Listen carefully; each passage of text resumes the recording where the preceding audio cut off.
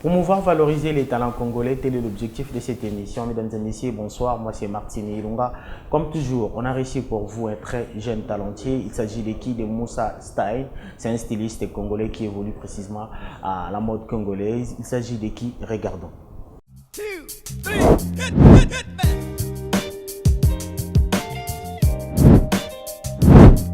Hello, hello les talentueux. Aujourd'hui, dans votre émission préférée, nous recevons spécialement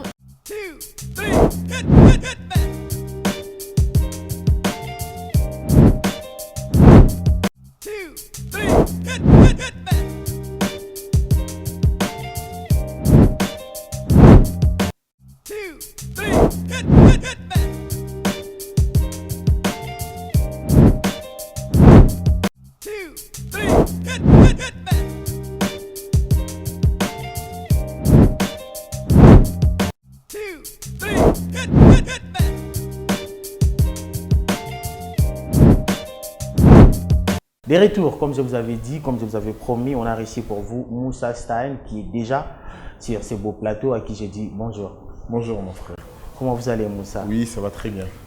Avant tout, si on peut vous définir en 3 phrases, on peut dire comment? Moussa Style en 3 phrases. Bon, on peut dire jeune, Oui. talentueux et tendance. Tendance. Ouais. Pourquoi seulement ces 3 phrases, jeune, talentueux et tendance? Tendance déjà, c'est on a ramené quelque chose de nouveau, Ah ok. quelque chose qui n'était pas. Donc les styles congolais étaient plus liés à des choses, je pourrais citer l'Ibaya, Abacost, rarement de nos jours aussi. Mais là, nous, on a ramené tendance dans les vraiment une création tendance, quoi, où vous trouvez presque tout, mais dans les tissus, dans tous les tissus, en fait. Ok. Oui, donc, on a un peu cherché à révolutionner la mode congolaise. L'histoire avec la mode congolaise, Moussa avec la mode congolaise, les débuts, comment ça a été ton histoire avec la mode congolaise, avec les styles congolais? Bon, ça date pas de très longtemps, c'est vraiment une très longue histoire. Si je me mets à étaler tout ça, ça Oui, pourra nous prendre toute voilà. une journée. Donc, Oui. c'est même un documentaire.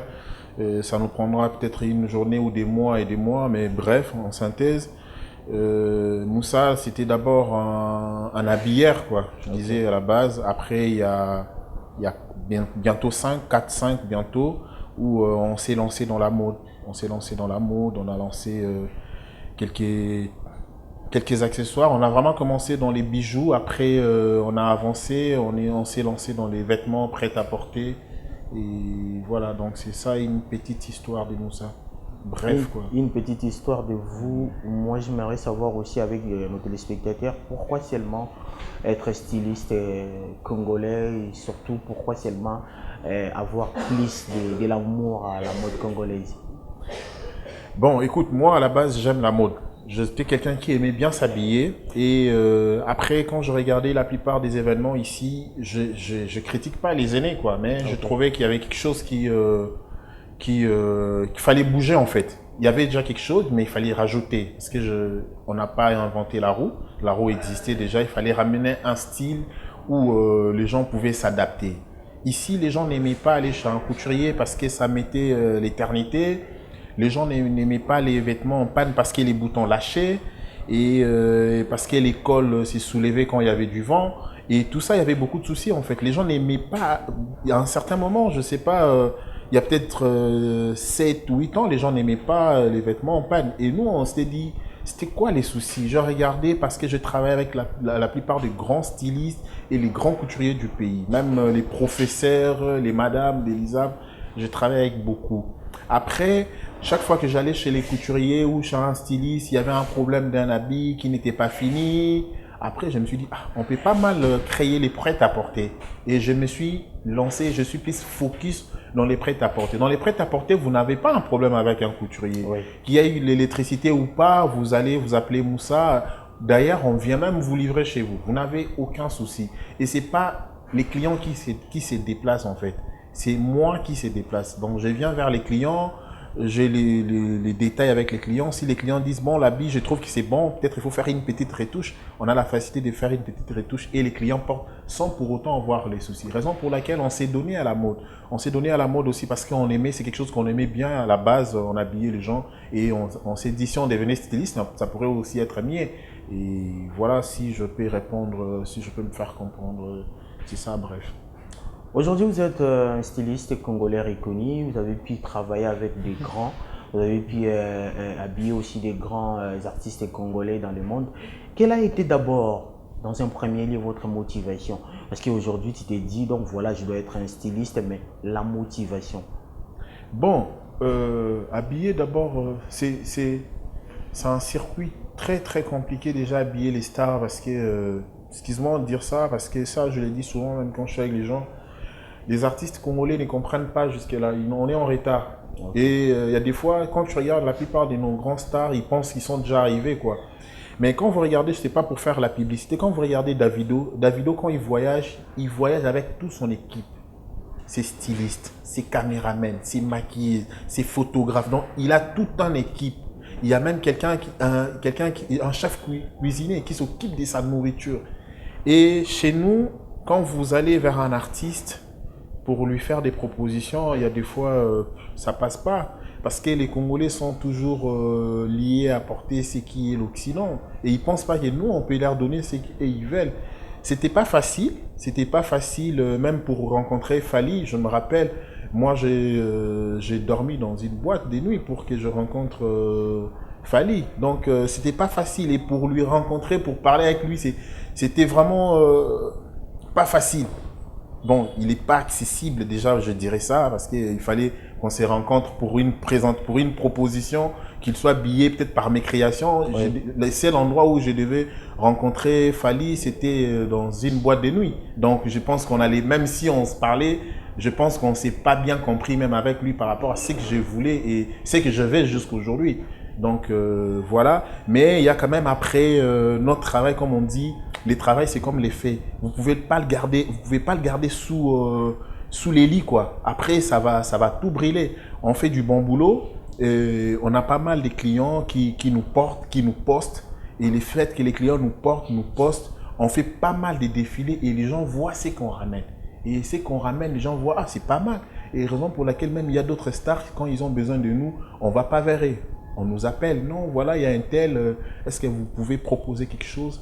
Et tout ce qu'on propose, les gens aiment toujours, parce que c'est un style, comme j'avais dit, tendance, un style urbain, jeune, vieux, mais stylé, quoi, donc à la base. Mais stylé, Moussa Style, vous êtes aujourd'hui basé ici à Kinshasa et précisément vers Mongafula, Ipen, tout ça là. Mais dans l'ensemble, si on parle aujourd'hui de la mode congolaise, vous êtes aujourd'hui parmi des stylistes congolais qui est plus sollicité.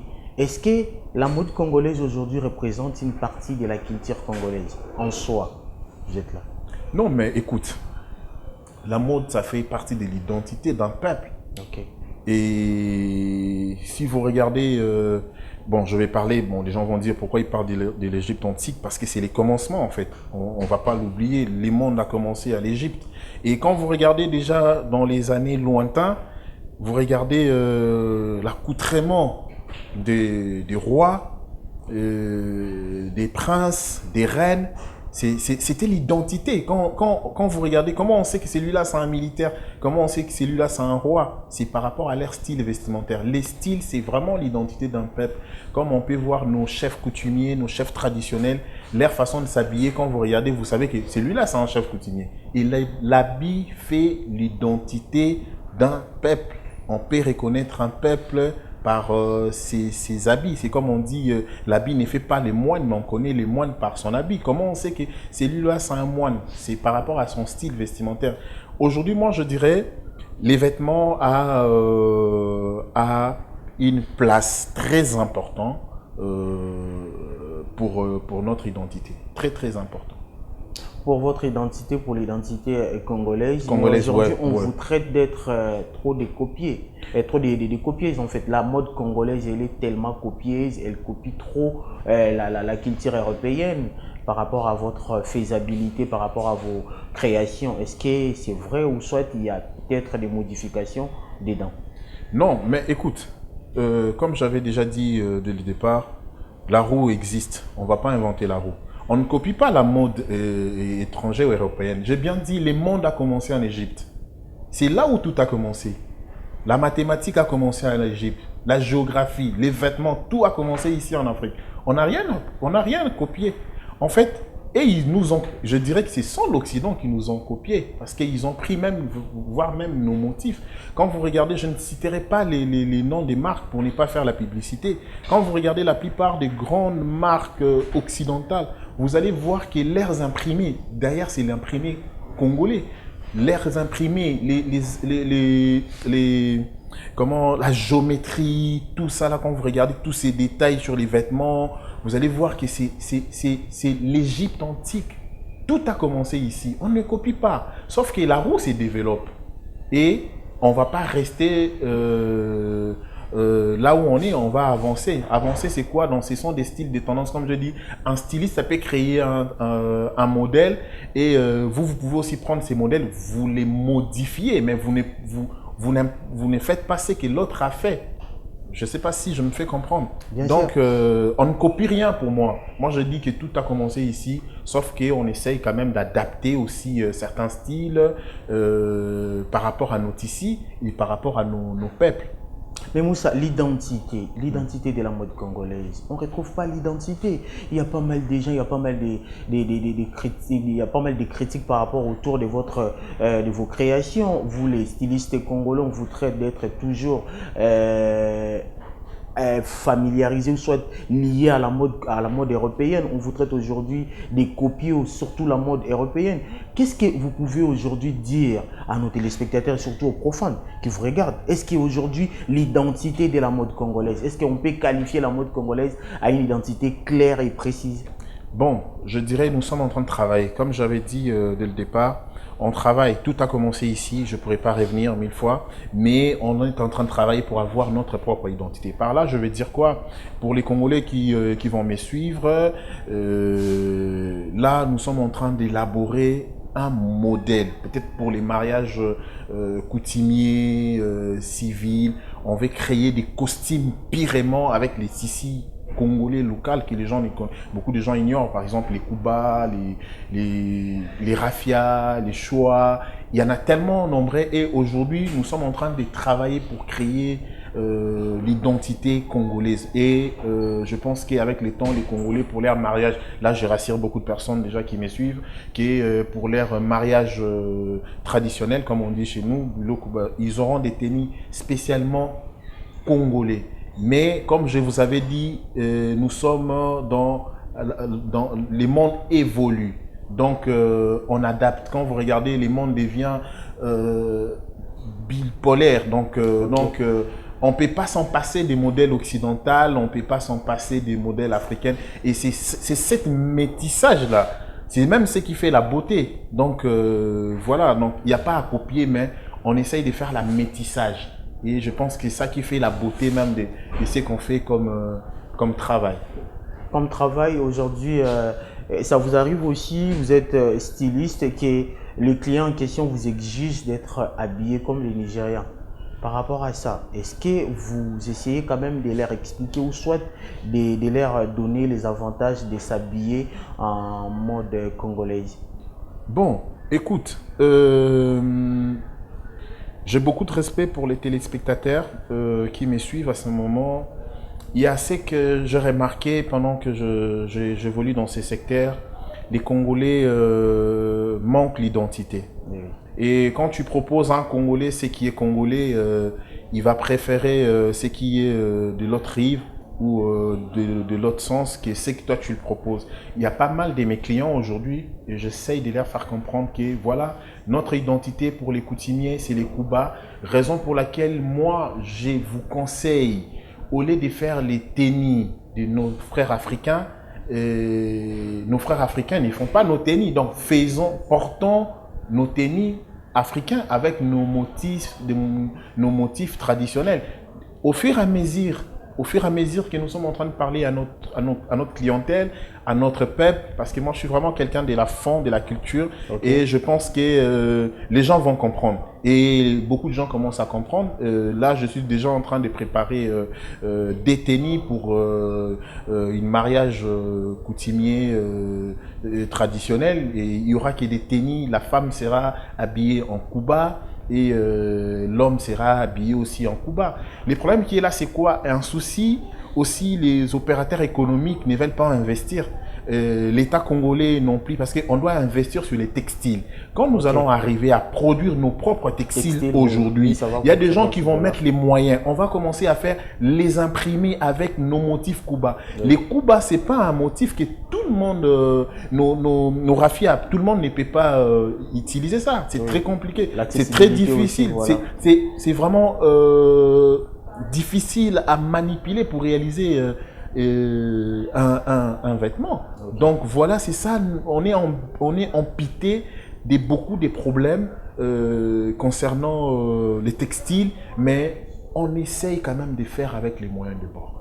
Raison pour laquelle nous demandons toujours, parce que si on dit à l'État, bon écoute, on va attendre longtemps. Aujourd'hui, ce que nous devons faire, nous étant stylistes, moi étant quelqu'un qui fait les business est là.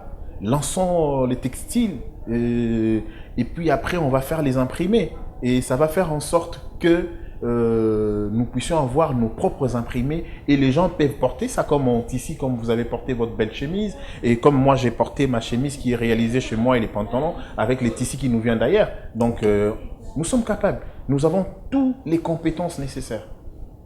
En parlant de tes créations, on a visionné, on a regardé, on a vu tes créations, en tout cas félicitations. Il y a tellement de créations parfaites, il y a tellement de créations originales, on a aimé. Mais j'aimerais savoir votre signature. Comment on peut distinguer, comment on peut dire ça, c'est du Moussa Style? En quoi déjà, si on regarde tes créations? Déjà, je vous dirais comme ça, Moussa Style, c'est les détails dans la finition. Moussa Style, c'est les détails dans la finition. Et il y a des fois, on confond nos produits avec les produits des autres parce que on dit, ah ça c'est pas... En fait, aujourd'hui, quand c'est pâle, ça devient un peu Moussa. Quand vous portez une veste croisée, ça devient un peu Moussa. Quand vous portez un kimono, ça devient un peu Moussa. Et aujourd'hui, nos produits, vous pouvez les connaître par leur finition. Et par les détails, vous allez comprendre que ça, c'est Moussa parce qu'il n'y en a pas beaucoup qui font les travails comme nous par rapport à la finition et par rapport aux détails parce que nous utilisons tous les mêmes tissus. Si vous réalisez un habit avec les mêmes tissus que moi, ça peut paraître la même chose, mais la différence c'est quand vous allez regarder la finition vous allez voir que ça vraiment c'est du prêt-à-porter avec des finitions parce que nous utilisons aussi des machines très très professionnelles qui nous aident à bien coudre les vêtements et voilà, c'est ça notre différence. Et par rapport aux détails, est-ce qu'aujourd'hui, étant styliste professionnel, Moussa, ça vous arrive aussi, vous regardez une création, vous vous dites, ah non, il n'a pas respecté les critères. Et pour respecter les critères, il faut quoi pour qu'une création soit une création parfaite? Bon, écoute, moi déjà à la base pour les prêt-à-porter, nous utilisons ce qu'on appelle les patrons. C'est facile, tout le monde peut, si tu veux apprendre pour ça, pour avoir bien les coupes et tout, nous on a tous les détails. On a tous ces détails des patrons, longueur manche pour les tailles L par exemple. Je sais que taille L, ça varie entre, je ne dirais pas ça ici, les gens vont copier, c'est vraiment quelque chose, il faut que les gens apprennent. Ou bien, taille L, je sais que ça fait, par exemple, longueur manche, ça fait par exemple 50 cm. Et je sais, comme nous sommes dans les prêt-à-porter, légèrement, comme ça fait 50 cm, il y a une personne qui peut porter peut-être 50D. Nous pouvons aller entre 50D ou 53. Comme ça, si ça décale un peu, on peut juste réajuster pour la personne qui a plus les longs manches. Parce que dans les tailles L, nous avons aussi des personnes qui portent du L, mais il a des longs manches. Il porte du L, il est de courte taille. Vous comprenez? Et tout ça, ce sont des petits soucis où nous, on gère sans problème parce qu'on a tous ces détails. On s'informe tout le jour et on cherche à améliorer les travaux. Donc voilà. Est-ce que dans des créations, la couleur compte aussi? C'est très important aujourd'hui de respecter la couleur ou soit la peau de quelqu'un. Vous essayez quand même de créer une chemise ou soit une belle robe. Vous regardez la couleur, ça colle aussi ou soit c'est très important de respecter aussi des couleurs et des motifs. Ben écoute, mais ça c'est même ça mon travail. En fait, c'est pas parce que je suis styliste, j'ai une maison de production de vêtements. Ok. Et à la base, c'est comment mélanger les couleurs. C'est ça les styles. Quand on parle des styles, c'est est-ce que cette couleur et celle-ci, si on les mélange, ça va bien donner? Ouais, ça va bien donner. En fait, à la base, c'est ça mon travail. La mode, c'est les couleurs. À quelle occasion on peut mettre ça, on peut mélanger ça avec ça pour que ça donne une très bonne image. Et même avec mes clientes ou mes clients, je regarde les corps aussi. Je vois les couleurs où je vois la personne. Et quand je regarde cette personne, je me dis, la personne qui est devant moi ne peut pas peut-être mettre du vert citron, il ne peut pas peut-être mettre du jaune, il doit peut-être mettre du blé ciel, il doit peut-être mettre du blé de nuit, il doit peut-être mettre du blanc, il doit mettre par exemple du jaune. Donc tout ça là, ça joue, c'est très important. Les couleurs dans les vêtements, c'est très important. Raison pour laquelle nous, on est là pour dire aux clients, non, voilà, ça vous va. Et c'est que vous ne trouverez pas peut-être quand vous allez chez un tailleur ou chez un couturier, il vous coupe ce que vous vous présentez. Mais un styliste qui a son atelier, il vous coupe pas ce que vous lui demandez. À la base, il vous regarde d'abord, il dit non, ça va aller avec vous. Les couleurs ici, ça va pas matcher avec vous. Il dit ça, les modèles et les couleurs ne se marient pas. Mais ces couleurs ou les tissus que vous nous présentez, nous pouvons réaliser un autre tennis, mais qui va aller avec vous. Vous comprenez, il y a beaucoup de choses en fait. Il y a beaucoup de choses. Petit à petit à la fin de cette émission, en tout cas, je suis tellement flatté, ça se sent directement qu'on a un styliste professionnel et puis doué. Déjà, avant de passer à la deuxième partie de cette émission, c'est face à ta réalité, comme je vous avais dit. Mais avant tout, j'aimerais bien dire un grand merci à nos partenaires, à nos collaborateurs. Il s'agit de Madame Kalzar Beauty. Madame Kalzar Beauty, Sarah Kalonji, je vous dis un grand merci. Et laisse-moi le temps de souhaiter un grand merci à Michel Pibi, c'est lui qui dirige. Et réanniversaire à vous, mon vieux Michel Pibi, c'est lui qui dirige. Merci à vous. Moussa, face à ta réalité. Oui.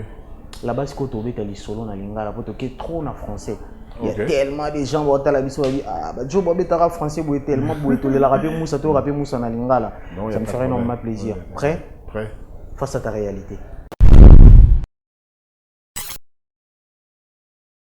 Moussa Style, face à ta réalité.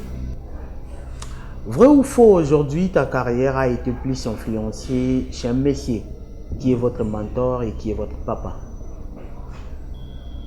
Faux. Faux. Vrai ou faux qu'aujourd'hui Moussa Stein est plus qualifié comme styliste que modéliste? Vrai. Vrai ou faux qu'aujourd'hui vous êtes parmi les meilleurs stylistes congolais jeunes? Je dois répondre à ça. Oui. Bon, vrai. Moussa, on va faire un petit jeu. Moi, je suis un artiste, musicien congolais. Je suis vu que vous êtes un styliste professionnel, vous avez goût, vous avez respect à la couleur.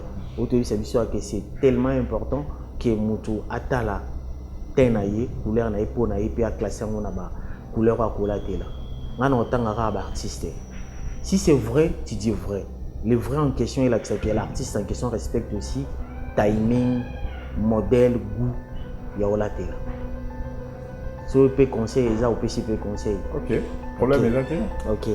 Fali Poupa. Il est top. Il est top. Il m'inspire beaucoup. Vrai.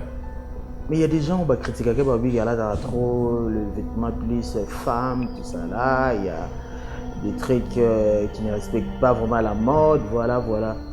Mais écoute, la mode est vaste. Tu sais, il y a peut-être 15 ans, nous avons eu la ketch na veste été. Okay. Mais aujourd'hui, papa Wemba. En fait, la mode, c'est. On est en train de planer.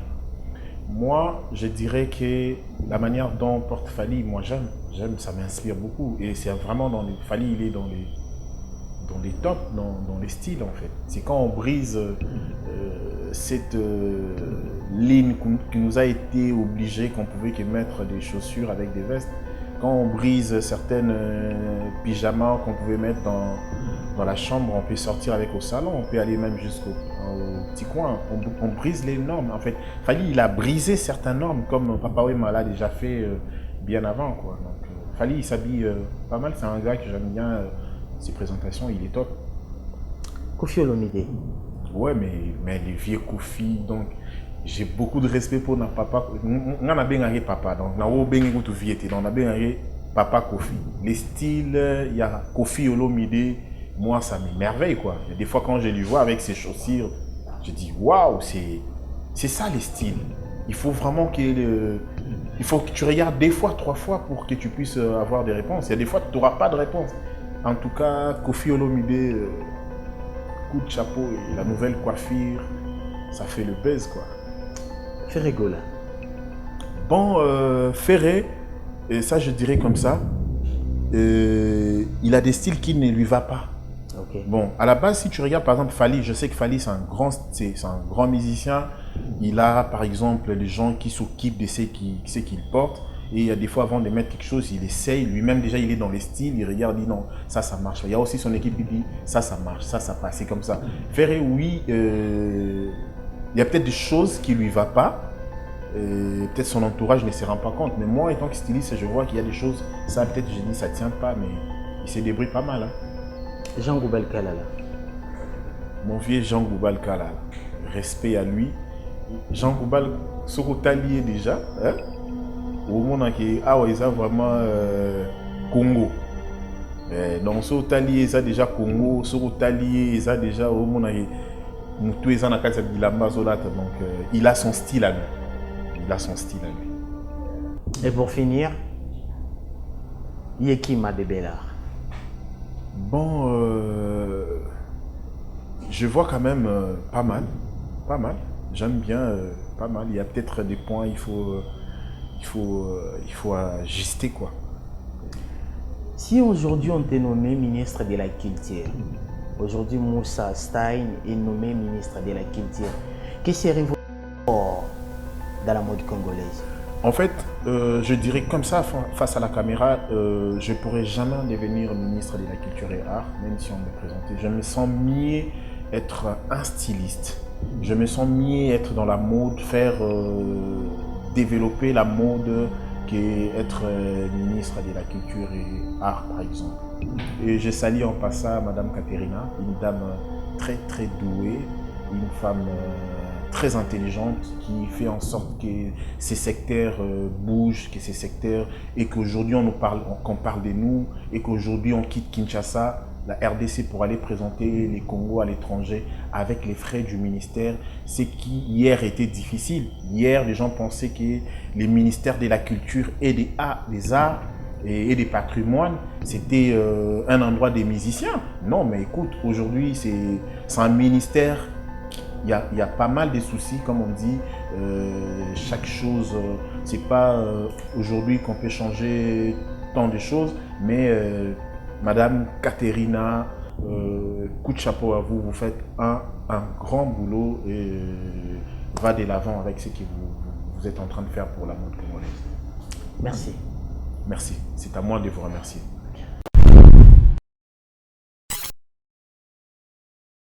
Voilà, c'était Face à ta réalité avec Moussa Stein. Vous avez vite compris que Moussa a péché, a lobby, réalité naïe. Aponi bato baïbola, tana bato baïbola, surtout les artistes. Moussa lobby, hein? Moussa lobby, beau péché bango honneur na valeur wana. Motona motoise na place naïe, place à style, place à vestimentaire. En tout cas, boluka Moussa Stein. Moussa, on est pratiquement arrivé à la fin de cette émission. J'aimerais vous poser la dernière question. Dans l'ensemble, comment voyez-vous la mode congolaise? Est-ce que ça évolue? Est-ce qu'il y a aussi des choses à modifier? Et pour finir, vos dédicaces, les programmes, l'adresse physique, les numéros de contact, voilà. Bon, écoute, la mode commence à prendre de l'ampleur. Ouais. J'étais avec Madame Chantal Kanyembo qui m'a appelé pour une tenue qui est parmi mes créations. Pour moi, on bouge les choses. Et aujourd'hui, je vous dirais comme ça, la mode congolaise doit prendre de l'ampleur à un niveau où vous n'allez pas vous rendre compte. Il y a tellement de stylistes expérimentés, il y a des bons couturiers, expérimenter et nous allons faire ensemble pour que les choses bougent encore de plus. La mode congolaise, aujourd'hui, je dirais, ça bouge, ça commence à bouger. Mais sauf qu'on a vraiment besoin de soutien pour que la mode puisse arriver à un niveau très très élevé. Et ceux qui ont besoin de nous, ils peuvent nous contacter sur mon Instagram, Moussa Style RDC, sur notre page Facebook, Moussa Style RDC, ou notre mail, ils peuvent nous écrire moussastylerdc@gmail.com. Soit vous pouvez nous appeler directement au numéro 0421 21 71 528. Voilà, c'était un grand plaisir pour nous de vous recevoir dans cette émission Les Talentiers. Il y a pas mal de programmes déjà. Il y a des cérémonies aussi, des défilés. Voilà. J'ai un grand événement qui va se rouler au mois de juin, le 29 juin, un grand show. Un grand show, pourquoi je fais ces grands shows? Parce qu'on va parler des vitiligo. Je ne sais pas si vous connaissez, c'est une maladie qui dérange beaucoup de personnes. Et moi, étant que styliste, quand on m'a contacté pour ces projets, j'ai dit, qu'est-ce que je pourrais faire?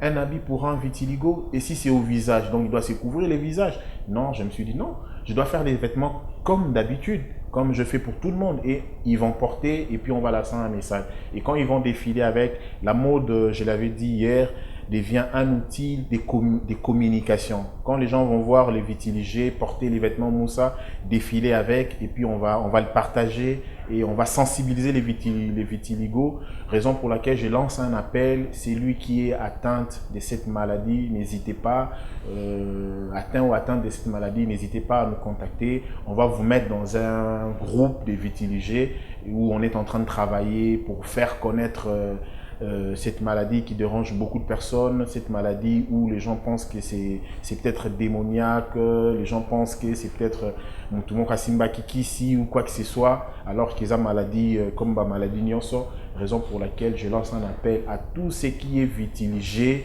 de contacter les numéros que je venais de donner avant, les 081 21 71 528, pour vous mettre dans une plateforme qui s'occupe de votre maladie. Et nous sommes en train de travailler avec Madame Liliane, qui est le numéro 1 de la Croix-Rouge. Nous travaillons avec Iguette, qui est la fondatrice de la fondation Vitiligo. Donc nous sommes en train de faire passer un message. Donc il y aura un grand défilé à l'honneur des Vitiligo pour faire passer le message. Voilà, des dédicaces pour finir. Bon, non, merci. Je remercie les bondiers parce que si on est arrivé là où on est arrivé, c'est grâce à lui. Et je remercie mon équipe et toute ma famille qui continue à me soutenir. Coup de chapeau à vous. Si on est arrivé aujourd'hui là où on est arrivé, c'est grâce à vous que nous sommes là. Raison pour laquelle je vous remercie aussi et tous mes clients et mes clientes. Voilà, c'est grâce à vous les talentiers, c'est grâce à vous les téléspectateurs, c'est grâce à vous qui nous donne la force et surtout qui nous soutiennent à tout le temps, à tout moment. Je dis un grand merci à mon vieux junior Emiomo, les grands déclarants, à Madame Allegra Fauchingalula, Strong Lady, et surtout au vice-bourgmestre de la commune de Limité, M. Isaac Mukendi. Je te dis un grand merci. Joyeux anniversaire à mon vieux Michel Mpibi, c'est lui qui dirige. Ça n'est fini pour aujourd'hui. C'était Martini Ilunga, les talentiers.